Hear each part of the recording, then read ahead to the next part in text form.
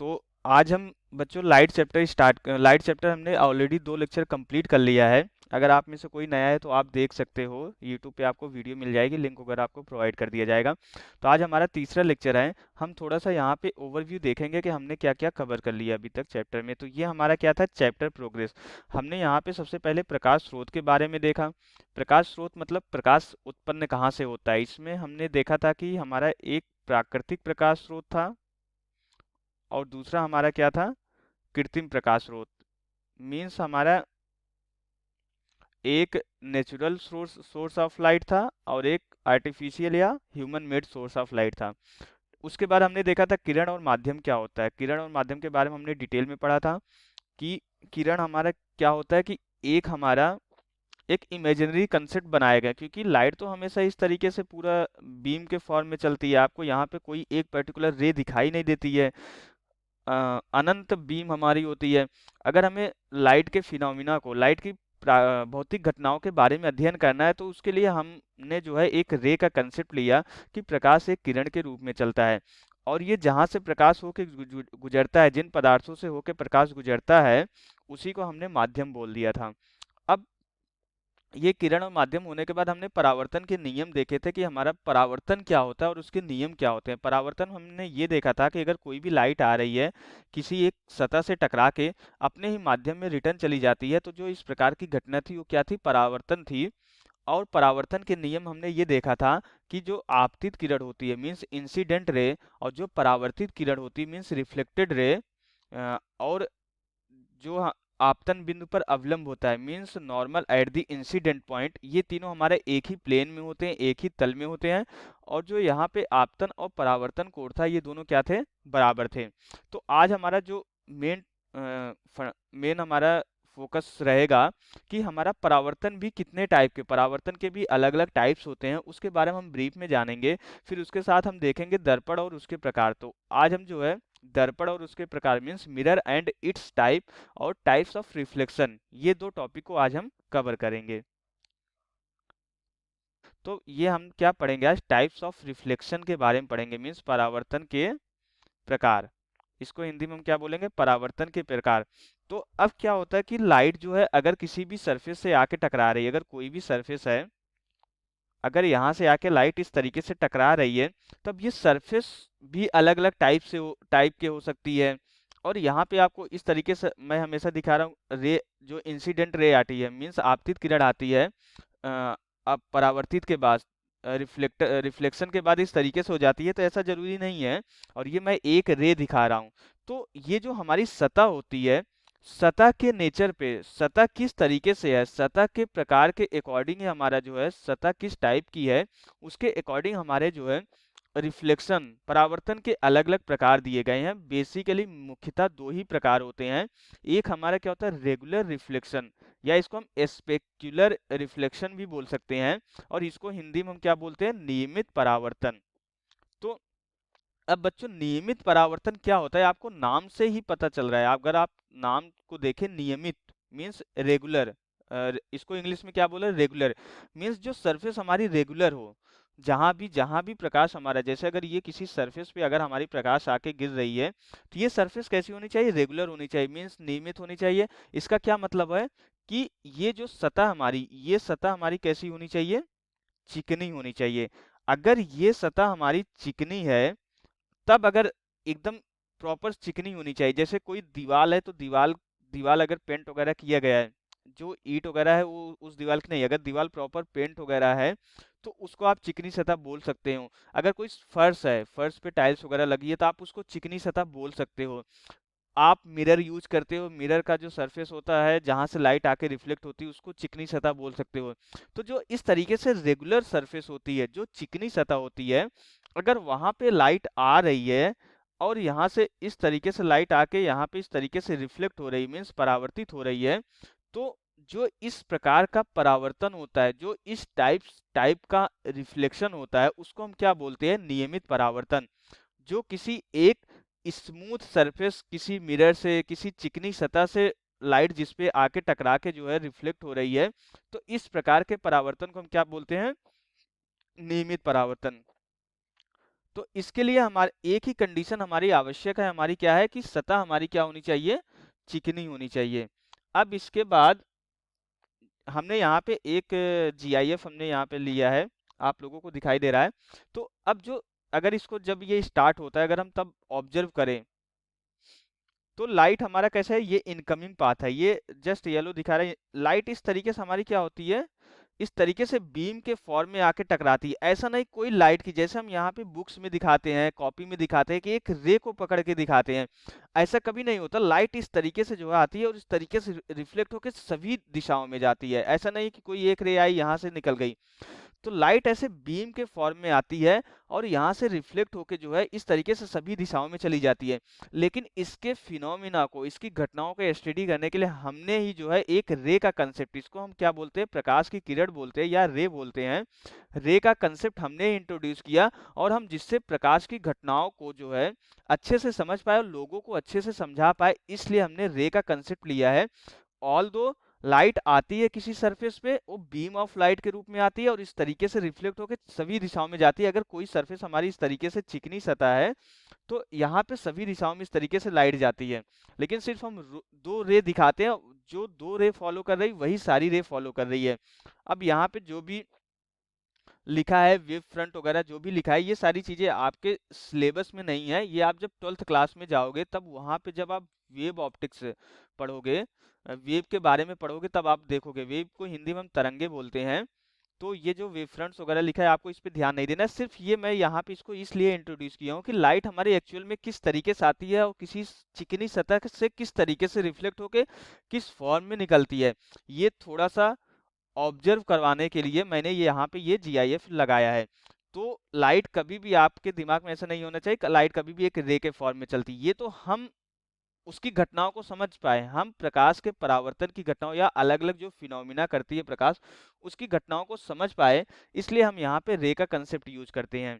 तो नियमित परावर्तन हमारा यही है कि अगर कोई प्रकाश की किरण किरण किसी चिकनी सतह पे आके आपतित होके परावर्तित हो रही है, मीन्स इंसिडेंट रे किसी रेगुलर सरफेस पे आ रही है, स्मूथ सरफेस, चिकनी को हम इंग्लिश में क्या बोलते हैं, स्मूथ भी बोल सकते हैं, किसी रेगुलर सरफेस या स्मूथ सरफेस पे आके टकरा के जो है रिटर्न जा रही है, तो इस प्रकार के जो है रिफ्लेक्शन को, आवाज नहीं आ रही, अभी भी नहीं आ रही है, हेलो क्या बच्चों। तो ये हमारा क्या था, हम नियमित परावर्तन देख रहे थे। तो अब मैं आपसे क्वेश्चन, अब इसके बाद पहले हम थोड़ा सा एक दूसरा टाइप्स है जो जिसको हम क्या बोल रहे हैं, ये हमारा दूसरा प्रकार है, डिफ्यूज्ड रिफ्लेक्शन या इरेगुलर रिफ्लेक्शन। पहले क्या था, रेगुलर रिफ्लेक्शन, अब क्या आ गया हमारा, इरेगुलर रिफ्लेक्शन, या इसको हम डिफ्यूज्ड रिफ्लेक्शन भी बोलते हैं। और हिंदी में हम इसको क्या बोलते हैं, अनियमित या विसरित परावर्तन बोलते हैं। तो अब इसमें क्या होता है, अभी हमने देखा पिछले वाले में जो हमारी सरफेस होनी चाहिए कैसी होनी चाहिए, चिकनी सतह होनी चाहिए। यहाँ पे हमने देखा ये जो सतह होनी चाहिए, प्रकाश की किरण जिस सतह से टकरा रही है उस सतह कैसी होनी चाहिए, चिकनी होनी चाहिए। हमने यहाँ पे अलग अलग एग्जांपल भी देखा, मिरर हो सकता है, कोई फर्श हो सकता है, टाइल्स वगैरह जो लगी है, इस तरीके से जो चिकनी सतह है वहां से अगर लाइट परावर्तित हो रही है तो उसको हमने क्या बोला, नियमित परावर्तन या रेगुलर रिफ्लेक्शन। और अनियमित परावर्तन के लिए इसका जस्ट अपोजिट हो जाएगा, हमारी सरफेस इस तरीके से अगर खुरदरी बहुत ज्यादा है, ठीक है, अगर इस तरीके से बहुत ज्यादा खुरदरी है, अगर तब इसके बाद अगर कोई लाइट इस तरीके से आके यहाँ पे पड़ रही है, तब हमारा इस केस में हमारी जो प्रकाश की किरण होगी हमारा इस तरीके से जो है निकल जाएगी। तो यहाँ पे अगर हमारी ये सतह जो है अगर खुरदरी सतह हो, खुरदुरी सतह, तब अगर यहाँ पे, या इसको हम क्या बोल सकते हैं, रफ सरफेस बोल सकते हैं। अगर जिस सतह पे प्रकाश की किरण आके टकरा रही है, अगर वो सतह हमारी खुरदरी है, तो इस प्रकार के रिफ्लेक्शन जो हमारा इस तरीके से रिफ्लेक्शन होगा या परावर्तन होगा उसको हम क्या बोलेंगे, अनियमित या विसरित परावर्तन। तो अब हमारा आप लोगों से क्वेश्चन है कि अभी हमने देखा था लास्ट क्लास में कि हमारा क्या परावर्तन के नियम देखे थे, परावर्तन के नियम में हमने ये बताया था कि ये हमारा क्या था, अविलंब था, या इसको हम नॉर्मल बोल सकते हैं। ये हमारा क्या था, इंसिडेंट रे, या इसको हम आपतित किरण बोले थे। ये हमारा क्या था, रिफ्लेक्टेड रे, या इसको हम परावर्तित किरण बोले थे। ये हमारा क्या था, इंसिडेंट एंगल, और ये हमारा क्या था, रिफ्लेक्टेड एंगल या एंगल ऑफ रिफ्लेक्शन बोला था हमने। और ये हमारा क्या था, नॉर्मल या अविलंब आपतन बिंदु पर, और ये क्या था हमारा, इंसिडेंट पॉइंट था।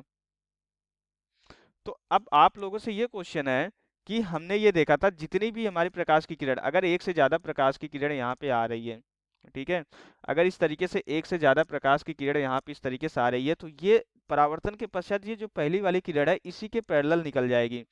अगर यहाँ पे ये कोई दूसरी प्रकाश की किरण आ रही है तो परावर्तन के पश्चात इसी के पैरेलल निकल जाएगी। मीन्स अगर हमारी आपतित किरण अगर समांतर है, तो जो परावर्तित किरण होगी वो भी हमारी क्या होगी, समांतर होगी। तो ये तो हमारा नियमित परावर्तन के लिए था। और नियमित परावर्तन में हमने देखा था कि हम जो है, जो परावर्तन के नियम पढ़ाए थे वो नियमित परावर्तन का ही एग्जाम्पल देके पढ़ाए थे। तो हमने देखा था कि परावर्तन का नियम जो है, नियमित परावर्तन मीन्स चिकनी सतह से परावर्तित होने पे ये लागू हो रहा था। तो मेरा क्वेश्चन आप लोगों से ये है कि अगर सतह हमारी खुरदरी है मीन्स रफ सरफेस है, क्या तब भी हमारा जो है परावर्तन का नियम लागू होगा कि नहीं?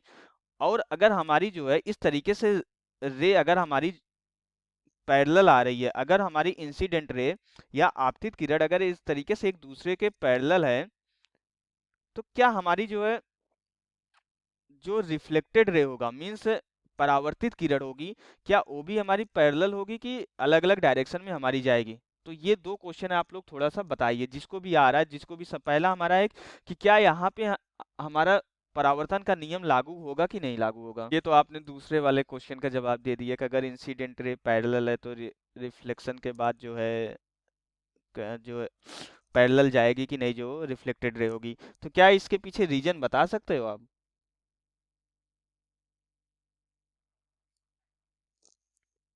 मतलब पैरेलल क्यों जा रही है, पैरेलल क्यों नहीं जा रही है, कोई रीजन आ रहेगा और कोई बता सकता है?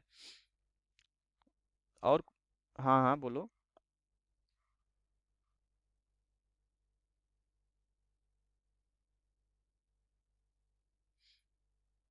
और किसी के दिमाग में कोई आ रहा है, समझ में आ रहा है क्यों?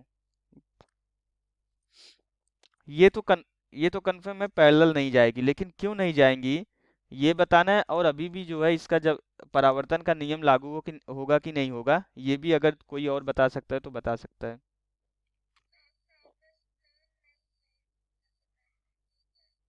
अच्छा, सरफेस प्लेन नहीं है। ओके।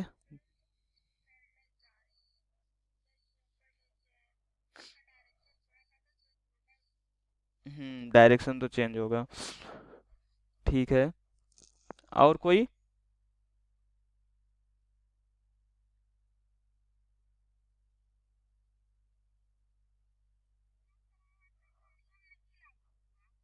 अच्छा, परावर्तन का नियम नहीं लागू होगा। परावर्तन का नियम क्यों नहीं लागू होगा बता सकते हो आप?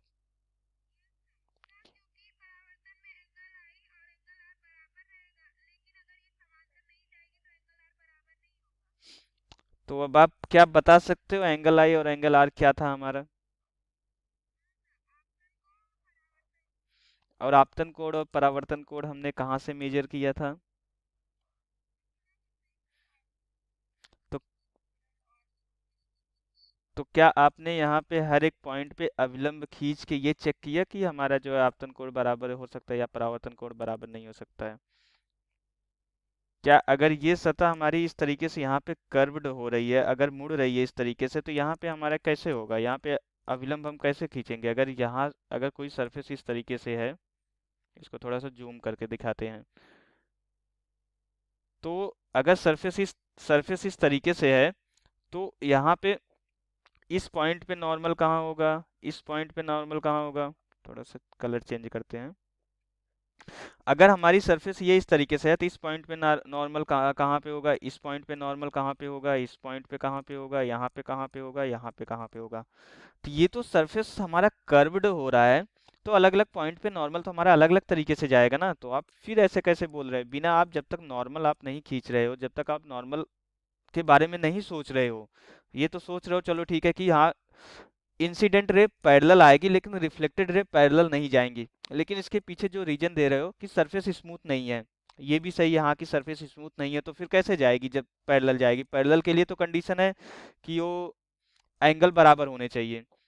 लेकिन इसके पीछे जो प्रॉपर लॉजिक है वहां तक अभी आप नहीं सोच पा रहे हो। और इसके बाद यहाँ पे मैं एक चीज ये बता दूं कि चाहे परावर्तन किसी भी टाइप का हो, चाहे कहीं से भी लाइट अगर हमारी जो है इंसिडेंट हो रही, हाँ, चाहे किसी भी पॉइंट पे, चाहे कहीं भी, चाहे किसी भी टाइप के सरफेस पे अगर हमारी लाइट इंसिडेंट हो रही है, तो परावर्तन का नियम जो रिफ्लेक्शन लॉ है, लॉ ऑफ रिफ्लेक्शन है, ये हर जगह वैलिड होगा। मीन्स यहाँ पे भी हमारा परावर्तन का नियम लागू होगा। ठीक है, ये डिपेंड नहीं करता कि हमारी सतह किस तरीके से या सरफेस किस तरीके से, परावर्तन का नियम हमारा हर जगह लागू होगा।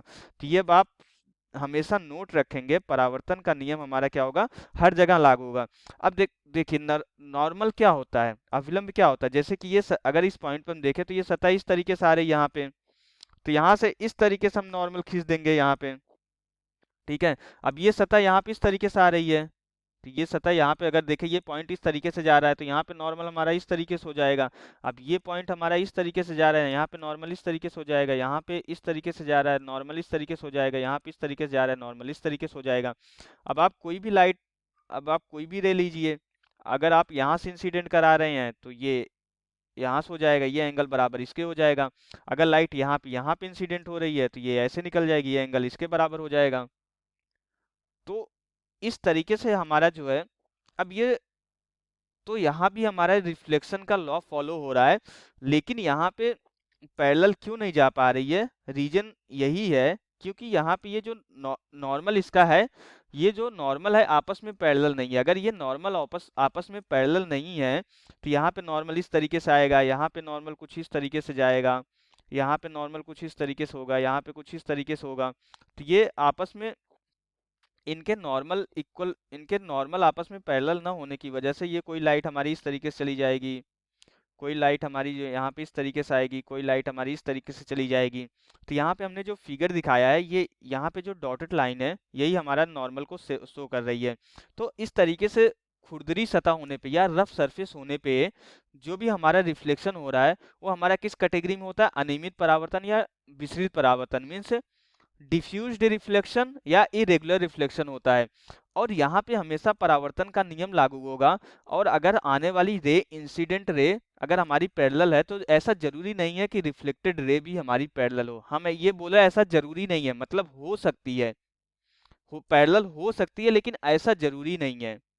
अगर हमारा इस तरीके से इंसिडेंट हो किसी ऐसे पॉइंट पे, और फिर दूसरे पॉइंट पे, अगर दो पॉइंट पे ऐसे लाइट की रे इंसिडेंट हो रही है जहां पे हमारा नॉर्मल एक दूसरे के पैरेलल हो जा रहा है, तो उस केस में हमारी लाइट क्या हो जाएगी, जो रिफ्लेक्टेड रे हो जाएगी वो पैरेलल हो जाएगी, अगर इंसिडेंट रे हमारी कैसी है, पैरेलल है तो अब ये तो हमारा हो गया अ, दोनों टाइप के हमारे रिफ्लेक्शन। हमने यहाँ पे देख लिया टाइप्स ऑफ रिफ्लेक्शन हमारा क्या होता है। तो अब इसके बाद हमारा अगला टॉपिक क्या आता है कि हमें देखना है, अभी तक हमने क्या देखा, हमने अभी तक लाइट के बारे में देख रहे थे कि हमारी लाइट क्या है, कैसे ये काम कर रही है, ये कहाँ से उत्पन्न हो रही है, और इसका लॉ क्या है, किस तरीके से सतह से टकराने के बाद किस तरीके से हमारी जो रिफ्लेक्ट हो रही है। तो ये सारे फिनोमिना ऑब्जर्व करने के बाद, ये सारे जो प्राकृतिक घटनाएं जो है साइंटिस्ट के थ्रू ऑब्जर्व करने के बाद, उन्होंने सोचा कि क्यों ना हम इस रिफ्लेक्शन ऑफ लाइट का क्या करें, इसका एप्लीकेशन, इसका हम यूज करें अपने डेली लाइफ में। अपने जो है डेली लाइफ में जो भी हमारे जो है कुछ ऐसी प्रॉब्लम्स है जिसको ये टैकल कर पाए और हम उसको यूज कर पाए अपनी डेली लाइफ में। तो इस रिफ्लेक्शन के फिनोमिना को यूज करने के लिए, मीन्स इसका अगर एप्लीकेशन की बात करें, तो इसके लिए अलग अलग ऑप्टिकल इंस्ट्रूमेंट बनाए गए जिसका हम अपनी डेली लाइफ में यूज करते हैं। और वो किस प्रिंसिपल पे काम करते हैं, वो लॉ ऑफ रिफ्लेक्शन पे ही काम करते हैं। तो इसमें से सबसे पहला जो सबसे बेसिक हमारा ऑप्टिकल इंस्ट्रूमेंट आता है, या हम बोल सके जो सबसे बेसिक लाइट का एप्लीकेशन अपने अपने डेली लाइफ में यूज करते हैं, वो हमारा क्या होता है, मिरर। अब तो मिरर तो लोग कहीं भी, अगर आप कहीं भी जो है रेडियो के जा रहे हो, घर से बाहर निकल रहे हो, तो ऐसा तो होगा नहीं आप मिरर नहीं देखते होंगे। मिरर को हम हिंदी में क्या बोलते हैं, इसको दर्पण भी बोलते हैं। ठीक है, तो मिरर एक सबसे बेसिक एप्लीकेशन ऑफ लाइट है, जो कि किस फिनोमिना पे काम करता है, हमारा लॉ ऑफ रिफ्लेक्शन पे काम करता है। रिफ्लेक्शन के फिनोमिना पे हमारा मिरर काम करता है, ये क्या होता है, ये एक ऑप्टिकल इंस्ट्रूमेंट इसको हम बोल सकते हैं, मीन्स ये प्रकाशीय यंत्र इसको बोल सकते हैं। ऑप्टिकल इंस्ट्रूमेंट मीन्स हमारा प्रकाशीय यंत्र होता है जिसकी सरफेस क्या होती है, स्मूथ होती है। अब देखिए यहाँ पे ऐसा क्वेश्चन मैं पूछ सकता हूँ कि अगर सरफेस स्मूथ है तो मिरर से किस टाइप का रिफ्लेक्शन हो रहा होगा, ये हमारा यहाँ पे किस टाइप का रिफ्लेक्शन होगा, रेगुलर रिफ्लेक्शन होगा या नियमित परावर्तन होगा, क्योंकि मिरर का जो हम डिफिनेशन दे रहे हैं उसी में हम ऐसा बोल रहे हैं कि मिरर हमारा एक ऑप्टिकल इंस्ट्रूमेंट है जिसकी सरफेस हमारी क्या होगी, स्मूथ होगी, मीन्स चिकनी चिकनी सतह होगी, और जिस सतह पे हमारा रेगुलर रिफ्लेक्शन हमारा हो रहा होगा, और ये क्या कर सकती है, किसी भी ऑब्जेक्ट की एक क्लियर इमेज बना सकती है। ऑब्जेक्ट मीन्स हमारी क्या होगी, वस्तु होगी। इमेज मीन्स हम हिंदी में इसको क्या बोलते हैं, यहाँ पे तो लिखा है, तो ऑब्जेक्ट मीन्स हम क्या बोलते हैं, वस्तु बोलते हैं, और इमेज मीन्स हम क्या बोलते हैं, प्रतिबिंब बोलते हैं। अभी आपको मैं ये भी बताऊंगा कि वस्तु और प्रतिबिंब हमारी क्या होती है। तो मिरर हमारा एक ऐसा ऑप्टिकल इंस्ट्रूमेंट है जिसकी सरफेस हमारी क्या होती है, स्मूथ होती है, मीन्स चिकनी सतह होती है, जहां पे हमारा नियमित परावर्तन, जिसके सरफेस पे नियमित परावर्तन हो सकता है, और ये किसी भी वस्तु का क्लियर इमेज बना सकता है, किसी भी वस्तु का जो है क्लियर, साफ एकदम क्लियर प्रतिबिंब बना सकता है। तो इस टाइप का जो हमारा ऑप्टिकल इंस्ट्रूमेंट होता है उसी को हम क्या बोलते हैं, मिरर बोलते हैं। और क्या होता है कि यहाँ पे हमने कुछ एडिशनल इंफॉर्मेशन लिखी है कि इसके एक सतह पे, ये बेसिकली हमारा क्या होता है, मिरर, अगर आप मिरर का कभी यूज किए, मिरर अगर खराब हो जाए तो आप क्या करो कि मिरर के पीछे जो प्लास्टिक लगा होता है उसको निकालो, तो आप देखेंगे कि यहाँ पे एक रेड रेड कलर का रेडिश रेडिश कलर की पॉलिश होती है।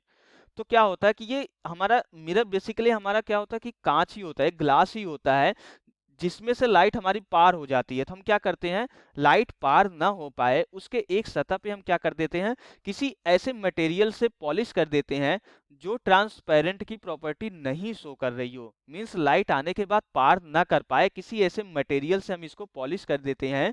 तो अब लाइट अगर यहाँ से पार नहीं कर पाती है तो यहाँ से टकराने के बाद अपने मीडियम में रिटर्न आ जाती है, और यही तो हमारा क्या था, यही रिफ्लेक्शन था, यही फिनोमिना हमारी रिफ्लेक्शन थी। तो इसलिए मिरर हमारा रिफ्लेक्शन के फिनोमिना पे ही वर्क करता है। तो ये तो हो गया हमारा मिरर क्या होता है। अब ऐसा जरूरी नहीं है कि मिरर हमारा प्लेन मिरर भी हो, मिरर के भी हमारे अलग अलग टाइप्स होते हैं। अभी हम ऑब्जेक्ट और इमेज के बारे में बता रहे हैं, पहले हम देखते हैं हमारा टाइप्स ऑफ मिरर क्या होता है, ठीक है। तो अब टाइप्स ऑफ मिरर मीन्स हमारा दर्पण के प्रकार, अगर हम इसको हिंदी में बोलना चाहे तो ये हम क्या बोलेंगे, दर्पण के प्रकार। तो अब ये दर्पण के प्रकार हमारे क्या होते हैं कि इसकी डिजाइन, जो हमारा सतह जहां से हमारी लाइट रिफ्लेक्ट हो रही है, जिस सतह से लाइट पड़ने के बाद रिफ्लेक्ट हो रही है, उसकी डिजाइन के बेसिस पे हमने इसको मेनली दो पार्ट में डिवाइड किया है। एक प्लेन मिरर मीन्स हमारा ये क्या है, समतल दर्पण है, और दूसरा हमारा क्या है, स्फेरिकल मिरर मीन्स हमारा गोली दर्पण है। जिस सतह पे हमारी लाइट आके टकरा रही है उस सतह की संरचना कैसी, उसकी डिजाइन कैसे की गई है, उसके बेसिस पे हमने दो पार्ट में डिवाइड किया है मिरर को, एक समतल दर्पण, एक गोली दर्पण मीन्स प्लेन मिरर और स्फेरिकल मिरर। तो प्लेन मिरर हमारी क्या होगी कि ऐसी मिरर जिस सतह पे हमारी लाइट आके टकरा रही है उसकी जो सतह हो क्या, फ्लैट फ्लैट हो या प्लेनर हो, मीन्स समतल सतह हो। समतल दर्पण नाम से ही आपको पता चला, समतल दर्पण समतल है तो मीन्स उसकी जिस सतह पे लाइट आके टकरा रही है, जहां से लाइट टकरा कर रिफ्लेक्ट हो रही है, उस सतह कैसी होनी चाहिए, समतल होनी चाहिए, मीन्स फ्लैट होनी चाहिए, प्लेनर होनी चाहिए। और हमने ऑलरेडी देख लिया मिरर के लिए तो स्मूथ होगा ही होगा। तो प्लेन मिरर मीन्स समतल दर्पण के लिए हमारी सतह कैसी होनी चाहिए, सतह हमारी जो है समतल। अब हम यहाँ पे ये ऐसा नहीं बोलेंगे कि अगर सतह स्मूथ है तो काम चल जाएगा, स्मूथ सतह तो किसी कर्व्ड सरफेस की भी हो सकती है, तो अलग टाइप का मिरर हो जाएगा। लेकिन प्लेन मिरर के लिए हमारी सतह कैसी होनी चाहिए, समतल होनी चाहिए, हमारी नेसेसरी कंडीशन है। नहीं तो आप जितने भी मिरर यूज करते हो घरों में, जो भी आप मिरर अपना फेस देखने के लिए यूज करते हो, वो सारे के सारे कैसे होंगे, हमारे उस समतल दर्पण के ही एग्जाम्पल है, समतल दर्पण के ही उदाहरण है। तो उसकी सतह अगर आप देखोगे, ऐसे अगर अपने हाथ को फेरोगे तो उसकी सतह आपको एकदम फ्लैट मिलेगी, एकदम समतल मिलेगी। तो ये तो हो गया हमारा प्लेन मिरर। तो अब आप यहाँ पे हमने एक इमेज लगाया है, अब आप इसका जवाब देंगे कि ये हमारा मतलब प्लेन मिरर है या अच्छा पहले हम स्फेरिकल मिरर के बारे में थोड़ा सा देख लेते हैं। चलो स्फेरिकल मिरर मैं यहीं पे दिखा बता देता हूँ। स्फेरिकल मिरर मीन्स हमारी क्या होगी, जिस सतह पे हमारी जो है लाइट आ रही है वो सतह कैसी होगी, प्लेन ना होके कोई कर्व्ड सरफेस होगी। कर्व्ड सरफेस मींस वक्री सतह होगी। अब वक्री सतह के बेसिस पे भी हम स्फेरिकल मिरर को अलग अलग टाइप से बोलेंगे। तो आप बताओ यहाँ पे ये जो हमने यहाँ पे जो फोटो लगाई है, पिक है ये, तो ये कैसी है, ये प्लेन मिरर है कि स्फेरिकल मिरर है, किस कैटेगरी में आप इसको डिवाइड करेंगे? ठीक है, हाँ, तो ये हमारा क्या है, ये हमारा समतल दर्पण ही है।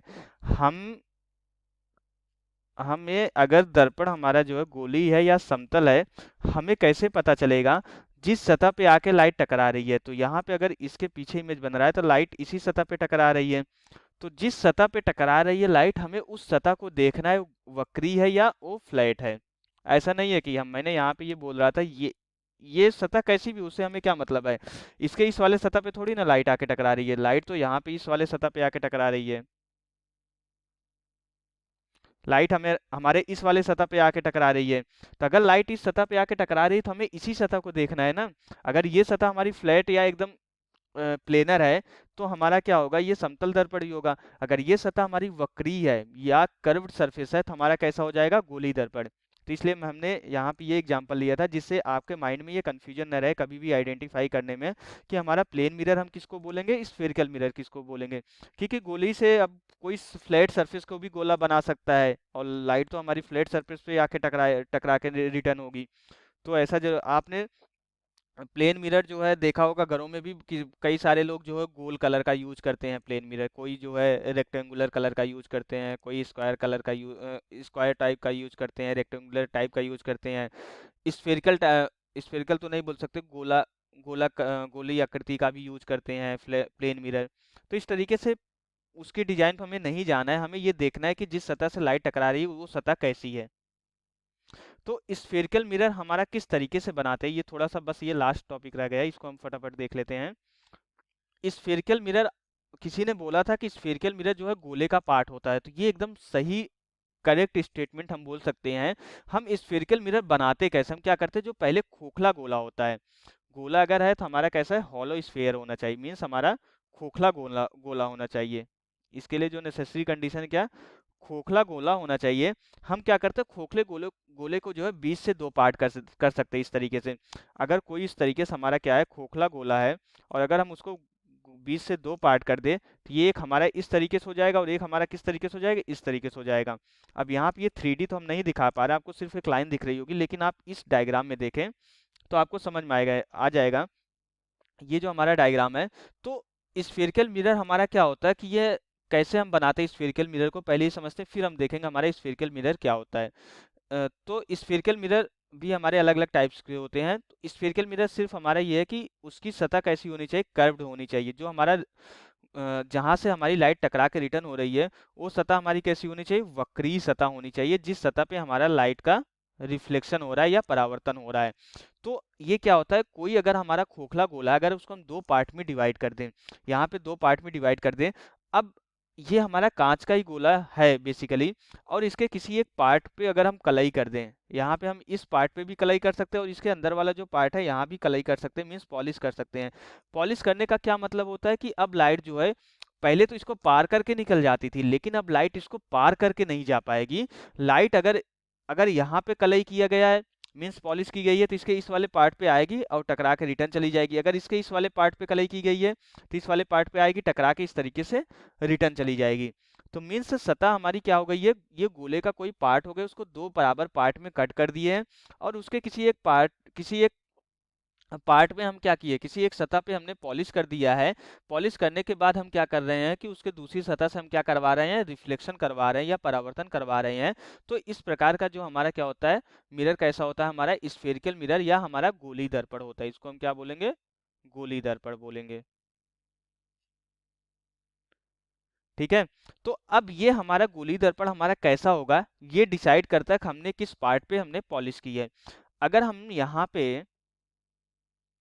अगर हम यहाँ पे इसके हुए तल से पॉलिश करें और इसका परावर्तन हम यहाँ पे जो दबा हुआ तल है वहां से अगर कराएं, तो ये हमारा कैसा हो जाता है, इसको हम जो है अवतल दर्पण बोल देते हैं। क्या बोल देते हैं, अवतल दर्पण बोल देते हैं। और अगर हम क्या करें कि अगर हम यहाँ पे इसके जो है ये दबे हुए पार्ट पे अगर हम पॉलिश कर दें और परावर्तन इसके उभरे हुए पार्ट से कराएं, तो इसको हम क्या बोल देते हैं, उत्तल दर्पण नाम दे देते हैं। इसको हिंदी में हम क्या बोलते हैं, कॉनकेव मिरर बोलते हैं। Concave mirror. और इसको हम क्या बोलते हैं, कॉन्वेक्स मिरर बोलते हैं। तो ये मैंने यहाँ पे दो एग्जांपल लिए, इसका ये देखो अगर ये 3D इमेज थोड़ा सा है, अगर ये देखें तो ये पार्ट हमारा क्या है, उभरा हुआ है। तो ये हमारा किस वाले कैटेगरी में आएगा, ये हमारा कॉन्वेक्स मिरर की कैटेगरी में आएगा। इसका ये पार्ट जहाँ से हमारा रिफ्लेक्शन हो रहा है लाइट का, वो पार्ट कैसा है, दबा हुआ है। तो मीन्स ये किस कैटेगरी में जाएगा हमारा, ये कॉनकेव मिरर की कैटेगरी में जाएगा। तो इस तरीके से हमारे जो है स्फेरिकल मिरर के भी दो अलग अलग टाइप होते हैं, एक अवतल दर्पण होता है, एक उत्तल दर्पण। मीन्स एक कॉनकेव मिरर होता है, एक कॉन्वेक्स मिरर होता है। तो ये तो हमारा हो गया मिरर हमने देख लिया। हमने आज क्या पढ़ा, थोड़ा सा मैं समराइज कर देता हूँ। हमने सबसे पहले स्टार्ट किया है कि हमारा रिफ्लेक्शन क्या क्या होता है और ये कितने टाइप्स के होते हैं। तो रिफ्लेक्शन हमने लास्ट क्लास में ही पढ़ा था।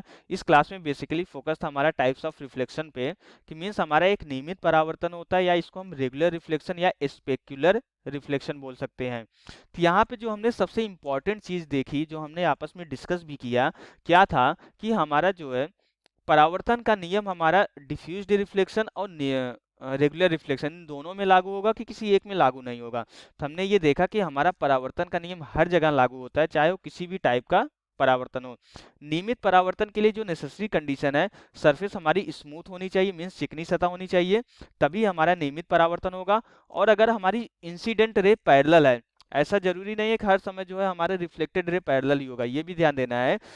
अगर हमारी इंसिडेंट रे पैरेलल है, तो जो रिफ्लेक्टेड रे होगी वो भी हमारी पैरेलल ही हो जाएगी। ये हमारा नियमित परावर्तन के लिए था। अगर इंसिडेंट रे पैरेलल नहीं है, तो हमारी रिफ्लेक्टेड रे भी पैरेलल नहीं जाएगी। जबकि अनियमित परावर्तन में परावर्तन का नियम तो फॉलो हो रहा था, लेकिन हमारी जो है इंसिडेंट रे पैरेलल होने के बाद, मीन्स समांतर होने के बाद भी हमारी क्या थी, हमारी जो रिफ्लेक्टेड रे मीन्स परावर्तित किरण जो थी, वो हमारी पैरेलल नहीं जा रही थी। रीजन क्या था, क्योंकि इसके जो नॉर्मल थे, जो अभिलंब थे, ये हमारे एक दूसरे के पैरेलल नहीं थे। हमारा इंसिडेंट रे रिफ्लेक्टेड रे के पैरेलल तभी जाएगी जब हमारा, अगर हमारे इंसिडेंट रे पैरेलल आ रही, तो रिफ्लेक्टेड रे पैरेलल तभी होगी जब हमारे नॉर्मल्स क्या हो, हाँ, पैरेलल हो एक दूसरे के। तो ऐसा हम बोल सकते हैं। ये हमारा क्या था, दूसरे टाइप का रिफ्लेक्शन था। इसके बाद हमने देखा मिरर क्या है। मिरर का हम अपने डेली लाइफ में बहुत ज़्यादा यूज करते हैं। ये हमारा एक तरीके से लाइट के रिफ्लेक्शन फिनोमिना को यूज करने के लिए हमने एक एप्लीकेशन बनाया, एक टाइप का इंस्ट्रूमेंट बनाया, जो कि हमारा प्रकाशीय यंत्र बोल सकते हैं, जिसकी सतह चिकनी होती है और जहाँ पे रेगुलर रिफ्लेक्शन हो रहा होता है, मीन्स नियमित परावर्तन हो रहा है, और किसी भी वस्तु का एक क्लियर इमेज बनाता है। आज के मतलब लेक्चर में हमने ये कवर नहीं कर पाया कि हमारा वस्तु और प्रतिबिंब क्या होता है। हम ये अगली क्लास में कवर करेंगे डिटेल में, हमारा वस्तु और प्रतिबिंब क्या होता है। और मिरर के साथ हमने ये देखा कि दो टाइप के मिरर हो सकते हैं, एक हमारा प्लेन मिरर होता है, एक स्फेरिकल मिरर। अब ये किस टाइप का मिरर होगा, ये डिसाइड करेगा जिस सतह पे हमारी लाइट पड़ रही है, जहां से टकरा रही है, उस सतह हमारी किस प्रकार की है।